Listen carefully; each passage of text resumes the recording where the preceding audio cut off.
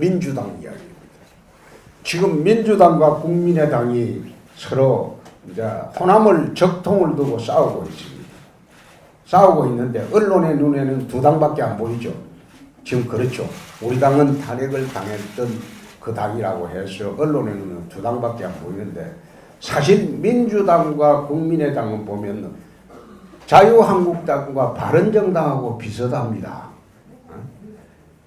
민주당에서 일부 떨어져 나가서 호남을 근거로 말하자면 거기에 일부 분과연당에 불과해요. 그래서 이제 후보라고 설치는 사람이 우리 보수 우파에서 사람이 안 보이니까 일시적으로 그 후보한테 또 옮겨가고 있는 겁니다. 여론의 지표는 처음에 안희정 후보한테 몰려갔다가 여기는 안 될 것 같다. 그럼 안철수가 안 괜찮나? 또 걸러 갔다가 이제 우리가 내일부터 시작되는 지역 우리 필성 결의대회를 거치고 나면 밑바닥에 이제 꿈틀거리기 시작합니다. 그러면 우리 지지 세력들이 부끄러워했던 지지 세력들이 주말까지 지역 필성 결의대회를 통해서 이제 밑바닥이 움직이기 시작합니다. 과거에는 이런 움직임이 있어도 결집하는데 한 2달 그래 걸렸어요. 그런데 지금은 SNS 발달로 적시 움직이기 때문에 어떤 경우에는 거의 일주일만 하면 일주일 지난 후에는 파년이 판세가 달라집니다. 그러니까 여러분들이 우려하듯이 그런 상황이 아니고 결국은 한국당과 민주당의 대결 구도로 압축이 될 겁니다. 그렇게 해야지 선거에는 각이 서야 돼요. 각이. 특히 대선에는 후보끼리 각이 서야 돼요. 딱 대립각이 서야지 그 다음에 선거가 되는 겁니다. 안철수하고 문재인이는 같은 당에 있다가 우리 바른정당처럼 일시 분과한 당인데 그 후보들이 각이 서지가 않습니다. 정책도 비슷합니다. 터전도 호남을 근거지로 하는 그런 당입니다. 그렇기 때문에 그 두 후보 사이에는 각이 서지 않습니다. 각이 서는 것은 문재인 후보하고 저하고 서면 각이 섭니다. 그래서 결국은 이번 대선은 4당 체제로 간다고 정의당 한 사람, 민주당 한 사람, 국민의당 한 사람, 자유한국당 한 사람, 이 4당 체제로 갈 겁니다. 그렇게 되면 좌파 둘, 민주당, 정의당, 얼치기 좌파 하나, 국민의당, 그 다음에 우파가 붙습니다. 그렇게 되면 우파가 사자필성론이라는 게 거기에 근거를 두고 하는 말입니다. 이 땅의 우파는 아직도 우파가 저는 35%에서 40%는 튼튼하게 있습니다. 우파가 있기 때문에 나는 보수 진보라는 그 용어를 사용 안 한 지가 지금 10년이 훨씬 넘습니다. 보수라고 하면 어쩐지 고리타분하고 그리고 기득권처이고 특권처이고 양보 안 하고 욕심 사납고 이런 인식으로 알려져 있어요. 진보라면 뭔지 모르지만 미래지향적이고 좋고 서민지향적이고 이런 인식으로 되어 있기 때문에 보수 진보라는 용어를 사용하면 그 진보 진영의 프레임입니다. 그래서 10년 전부터 저는 우파좌파라는 용어를 사용합니다. 대한민국을 보면 해방 직후에 우익과 좌익이 있었어요. 그런데 우익과 좌익의 피 흘리는 투쟁을 통해 우익 정권이 탄생을 했습니다. 그 우익 정권이 건국을 하고 그 다음에 박정희 대통령 쿠데타로 집권을 하고 그래 하고 난 뒤에는 산업화 세력과 민주화 세력의 대립이 있었습니다. 그렇게 이어온 게 30년입니다.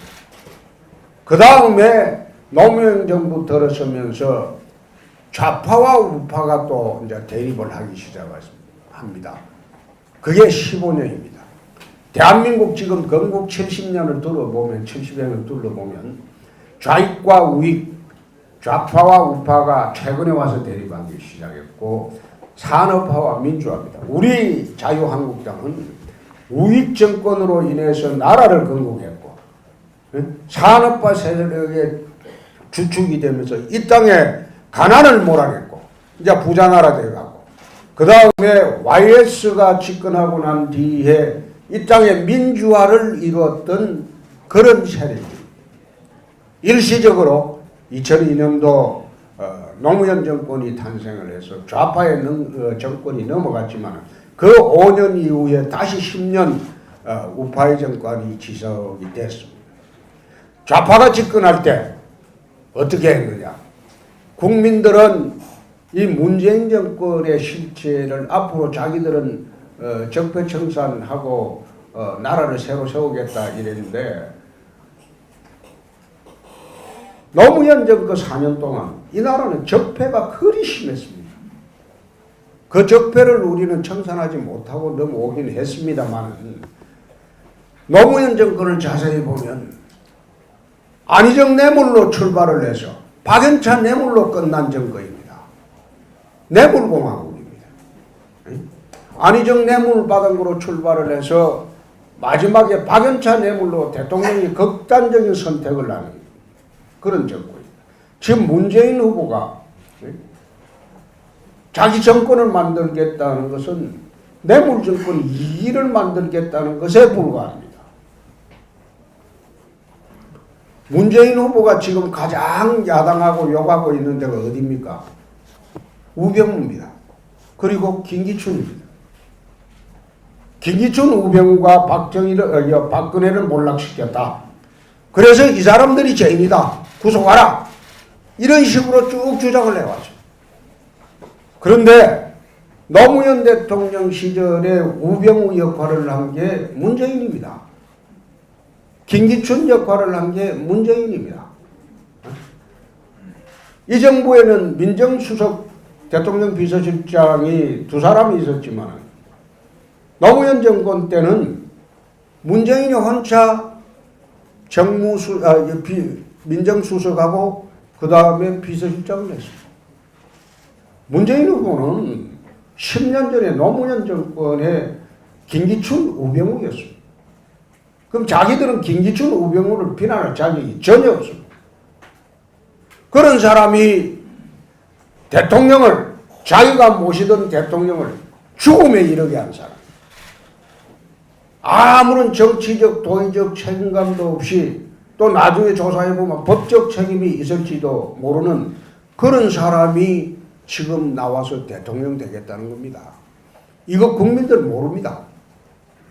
아마 이거는 본선이 격화되면 그 과정에서 다 드러날 겁니다.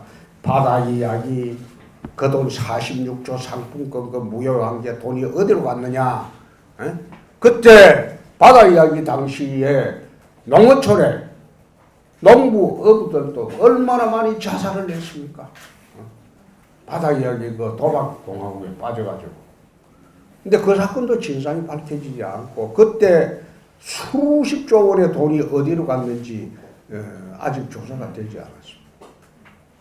노무현 정권 적폐가 그리 심했음에도 불구하고 그 정부의 2인자였던 사람이 10년이 지나니까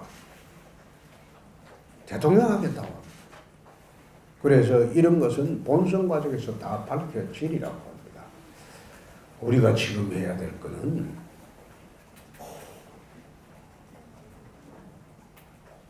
대단결. 어제 있었던 감정 다 잊어버려요. 적도 포용하는 게 대선입니다.